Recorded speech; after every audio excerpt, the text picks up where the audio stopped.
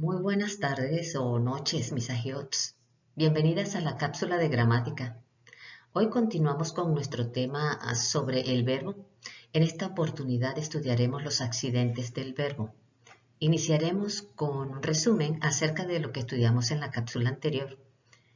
Recordemos que conocer la sintaxis de nuestro idioma nos ayuda muchísimo a comprender cualquier texto, párrafo, una oración, una frase o expresión. Además, no solo nos ayuda a entenderlo en nuestro propio idioma, sino que también nos facilita la comprensión de texto en otros idiomas y nos será muy útil para entender ciertos pasajes de la Biblia que, como ya sabemos, algunas versiones a veces presentan algunos errores de sintaxis y también de semántica. En la cápsula pasada se dijo que toda palabra con que expresamos la acción, estado o proceso que atañen al nombre sustantivo es lo que se llama verbo. Vimos las clases de verbos donde les mostré a través de algunos versículos cómo reconocerlos y si sabemos la clase de verbo que está presente en una oración, nos ayuda a comprender más fácilmente la idea central de cualquier texto. Entre las clases de verbos mencionamos los transitivos, intransitivos, reflexivos, recíprocos, pronominales, impersonales, copulativos, auxiliares, regulares e irregulares. Me alegraría saber que ustedes han estado poniendo en práctica lo expuesto en estas cápsulas y que le está siendo útil tener a mano esta herramienta. El verbo designa a la persona y número en concordancia con el sujeto. El verbo también indica el tiempo en que se sitúa la acción, el modo o actitud con la que refiere el hablante, si la acción se encuentra terminada o si se encuentra en desarrollo, si el sujeto a que ésta se refiere es quien la realiza o por el contrario la recibe. A todo este proceso se le conoce como los accidentes del verbo. En otras palabras, los accidentes del verbo son las variaciones gramaticales que sufren las formas verbales para expresar estas particularidades y estas son persona, número, tiempo, modo, aspecto y voz. Hablemos de cada una de ellas. El verbo designa a la persona y existen tres clasificaciones gramaticales dependiendo del sujeto. Estas clasificaciones son primera, segunda y tercera persona, quienes a su vez se agrupan en dos categorías para determinar el número, siendo estos el singular y el plural. Nuestra hermana Zulema habló sobre esto en la cápsula sobre los pronombres personales, así que nos sirve de repaso. En esta tabla, comenzando por la derecha de la pantalla, para ser más específico, pueden observar los pronombres personales, yo, tú, él, ella, nosotros, etc. Continuando hacia la izquierda, mencionan el género, si es masculino, femenino o neutro, seguido de la clasificación que ocupa, si es primera, segunda o tercera persona. Continuando hacia la izquierda, se identifica el número, es decir, si pertenece al singular o plural. Antes de mostrarles la siguiente tabla, es importante que repasemos las partes fundamentales de los verbos en infinitivo. ¿Recuerdan esta diapositiva? Los verbos amar, temer, partir. Repasando los verbos en su forma infinitiva, se componen de dos partes. Una que se llama raíz o lexema, que es la parte que expresa el significado del verbo, y los morfemas flexivos, también llamados desinencia, que son los que aportan significado gramatical. Ahora sí, pasemos a la siguiente tabla. Aquí tenemos la clasificación de persona y número con el verbo comer. Para la primera persona del singular, yo como. Para la segunda, tú comes. Para la tercera, él o ella come. Para la primera persona del plural es nosotros comemos. Para la segunda es vosotros coméis. En este caso el castellano usa ustedes comen. Y la tercera del plural es ellos o ellas comen. Como pueden observar, estos verbos ofrecen variaciones, es decir, diferentes morfemas que son los que nos van a indicar el número, persona, tiempo, así como también el modo y el aspecto verbal. Por ejemplo, Si decimos o escribimos yo como, decimos que estamos hablando en primera persona del singular. Además, el verbo adopta el cambio que corresponde a esta categoría, manteniendo su raíz en cualquiera de sus posiciones. Por otro lado, cuando el verbo se expresa en estas tres personas, es decir, primera, segunda o tercera persona, ya quedan sobreentendidos los pronombres personales correspondientes en función del sujeto. Es decir, que pueden omitirse. O sea, que cada verbo cambia su desinencia de acuerdo con la persona que sea para los casos. En este caso, pues que refiere al sujeto. Los accidentes de persona y número de esta clase se dan generalmente con los verbos regulares y se expresan a través de un solo morfema que figura en posición final. Ahora, con la clase de verbos irregulares, esto no mantienen el lexema, carecen de algunas formas o se apartan de este modelo de transformación o cambio que sí sucede con los verbos regulares. Estos deberán atenderse de acuerdo con sus propias reglas de cambios. Por ejemplo, el verbo jugar, en este caso, pues serían las conjugaciones juego, jugamos, jugáis, juegan. Y en este caso, pues hay dos cambios que se dan en el lexema. Si ven el verbo ir, voy, va, vamos, van, vas, vais. Bueno, aquí también está aquí cambia totalmente de su raíz y lexema y entre sí varía una, en este caso que es voy, que trabaja con la VO, mientras que las demás es con la VA, pero todas difieren de la raíz.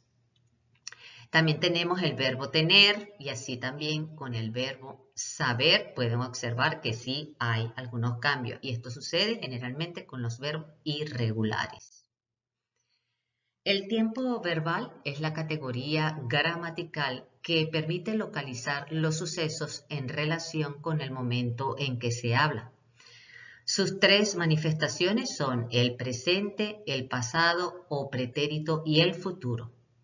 El tiempo verbal se expresa mediante un morfema que sirve al mismo tiempo para especificar los accidentes de modo y aspecto.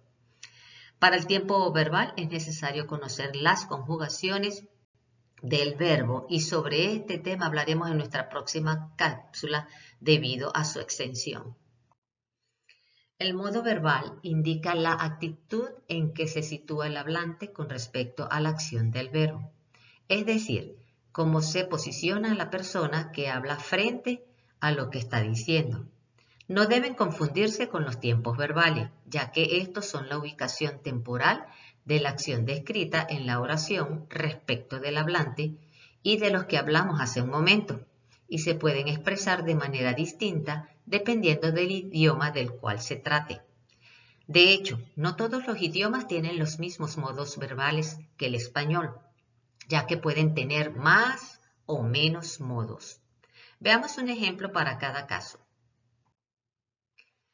Para el caso indicativo, un ejemplo, siempre como a las 2. En imperativo sería, come toda la verdura. En subjuntivo, espero que comas bien. Aquí el verbo comer es diferente para cada caso, uno de los casos que acabamos de explicar. El aspecto verbal se refiere a la manera en que una acción o un evento es vista en relación con el tiempo. Se utiliza para describir cómo se desarrolla o se percibe una acción en ese tiempo. Si surge, si se termina o se repite, pero también si se perciben en su integridad o se muestran únicamente algunos de sus segmentos. Observemos los siguientes ejemplos. Arturo lee el periódico y la otra oración, Arturo está leyendo el periódico. Aparentemente, ustedes pueden ver, o legalmente o gramaticalmente, ambas oraciones están en el tiempo presente, pero hay una diferencia entre ellas y esto lo hace, estas oraciones lo hacen y es el aspecto. ¿Cómo así? Se preguntarán ustedes. Pues en la primera se puede hablar de cierto suceso repetido, ya que nos indica que Arturo realiza esta acción con cierta frecuencia. En otras palabras, nos habla de un evento particular que puede verificarse en un intervalo temporal determinado. La interpretación de sucesos repetidos se descarta en la segunda oración, pues indica que la acción tiene lugar en ese momento y que al terminar de leer, allí acaba la acción. Como se ve, no cambia en este par de secuencias la localización temporal, sino la forma en que se extiende o se desarrolla en el tiempo la situación descrita. En español existen dos aspectos verbales principales, el aspecto perfectivo y el aspecto imperfectivo. Para conjugar un verbo en aspecto perfectivo se necesita conocer la raíz del verbo y agregar las terminaciones o desinencias adecuadas a esta raíz. El pretérito indefinido tiene las siguientes terminaciones para los verbos con las desinencias que terminan en er o ir, pues sus cambios serían i, iste, yo, imos, isteis, ieron. Y para el pretérito perfecto simple tiene las siguientes terminaciones los verbos con la desinencia ar, que serían los cambios aste, o, amos, asteis, aro. Veamos los siguientes ejemplos. Ayer comí pizza para cenar. Bueno, comí pizza, simple y llanamente. La otra oración, nos levantamos temprano esta mañana.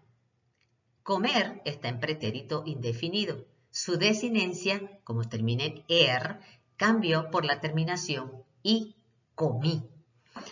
Levantar está en pretérito perfecto simple. Su desinencia, que es ar, cambió por la terminación e. O sea, levanté. En este caso, levantamos, no era con e.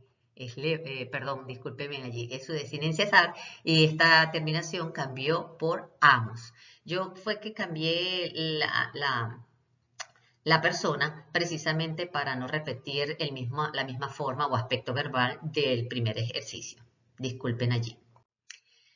Por otro lado, el aspecto imperfectivo se refiere a una acción que se considera incompleta o en progreso, es decir, una acción que está sucediendo o que solía suceder en el pasado. Este aspecto se expresa principalmente a través del pretérito imperfecto y el presente de indicativo. La conjugación de los verbos en aspecto imperfectivo sigue un patrón diferente al conjugarse en aspecto perfectivo. Las terminaciones para el pretérito imperfecto y el presente de indicativo son diferentes. Por ejemplo, el pretérito imperfecto tiene las siguientes terminaciones: aba, abas, aba, ábamos, abais, aban. Mientras que en el presente de indicativo tiene las siguientes terminaciones: o, es, hemos, eis, en. Les recuerdo que todos estos cambios se van a dar dependiendo del sujeto, que en este caso va a determinar la persona y el número, por supuesto. Aquí tenemos algunos ejemplos de conjugación de verbos en aspecto imperfectivo. En pretérito imperfecto, estaba estudiando cuando sonó el teléfono. Y en el presente indicativo, siempre como un helado después de cenar. El verbo estar, que es el pretérito imperfecto, dice yo estaba, se puede transformar en yo estaba, tú estabas, él o ella estaba. O sea, va a utilizar esos cambios. Mientras que comer, en el presente de indicativo, es yo como, tú comes, él o ella o usted come. Entonces también tiene una variedad allí. Es importante tener en cuenta que aunque estas formas verbales están asociadas principalmente con un aspecto específico, también pueden tener otros usos gramaticales dependiendo del contexto de la oración. Es por eso, por lo que es fundamental comprender cómo se conjugan los verbos en cada aspecto, por lo que también es importante recordar que la conjugación verbal puede sufrir cambios ortográficos o irregulares en algunos casos, por lo que es recomendable consultar un conjugador verbal o una guía de conjugación para asegurarse que van a utilizar las formas correctas al conjugar los verbos en cada aspecto. La voz de un verbo indica si el sujeto es quien realiza la acción expresada o si es quien la recibe. Existen dos tipos. Voz activa, donde el sujeto realiza la acción. Se usan los verbos simples y compuestos. Mientras que en la voz pasiva el sujeto recibe la acción y se usa el verbo ser conjugado, es decir, en cualquiera de sus tiempos, más el participio pasado del verbo que denota la acción. Para las formas compuestas se usa el auxiliar del verbo haber, por supuesto conjugado, más el participio del verbo que denota la acción. Para la voz activa, vamos a ver en el ejemplo, en Juan 3:16 dice, porque de tal manera amó Dios al mundo que ha dado a su Hijo unigénito para que todo aquel que en él cree no se pierda, mas tenga vida eterna. En este versículo, Dios realiza la acción de amó y dio. Claramente está en voz activa. Para la voz pasiva, tenemos aquí tres ejemplos. En 2 de Corintios 5:21 dice, al que no conoció pecado, por nosotros fue hecho pecado, para que nosotros fuésemos hechos justicia de Dios en él. Aquí el verbo fue hecho, recuerden que es compuesto, también pudiera utilizar fuésemos hecho, que también está presente en la misma oración, en el mismo versículo, están en voz pasiva. Efesios 2:8, porque por gracia sois salvos por medio de la fe, y esto no de vosotros, pues es don de Dios. El verbo sois salvos está en voz pasiva. Está allí el verbo ser y salvos, que está en participio. Otro ejemplo está en Hechos 2:23 y que dice, a este, por determinado consejo y anticipado conocimiento de Dios, le crucificaron colgándole en la cruz. El verbo le crucificaron está en voz pasiva, indicando que Jesús fue crucificado por otros. Hasta aquí nuestra cápsula. Esta es la bibliografía empleada para su consulta. Cualquier duda pueden presentarla a mi WhatsApp personal o cualquier otro medio que le parezca más fácil o a través del grupo como quieran. Toda Rabá, Shalom Alejem.